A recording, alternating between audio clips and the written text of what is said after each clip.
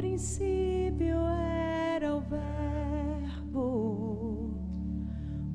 com Deus o Altíssimo,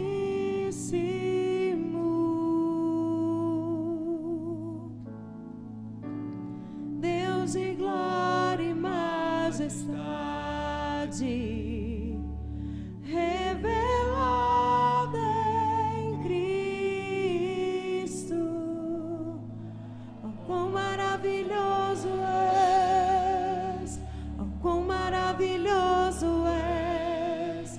Tu és o Cristo, Rei dos Reis. Oh, quão maravilhoso és, nada se compara a ti. Oh, quão maravilhoso és, Jesus, meu Deus. Oh, quão maravilhoso és, Jesus, meu Deus.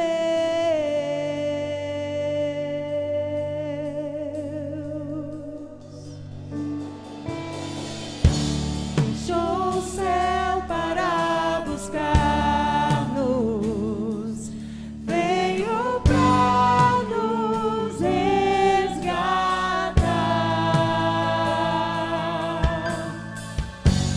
Amor maior que o meu pecado, nada vai nos separar. Oh, quão maravilhoso és, oh, quão maravilhoso és. Tu és o Cristo, Rei dos Reis. Oh, quão maravilhoso és, nada se compara a ti.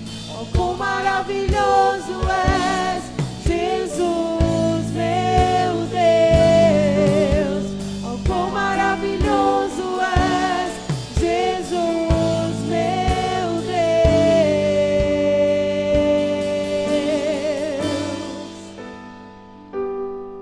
Diante do Senhor, as únicas palavras que saem da nossa boca é quão maravilhoso Ele é.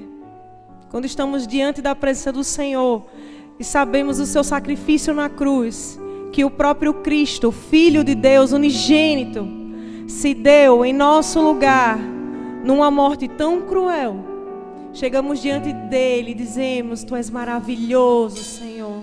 Tu és maravilhoso, Senhor. Como és maravilhoso.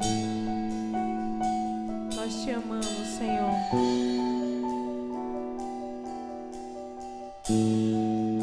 A morte venceu, o véu se rasgou, a tumba vazia agora está.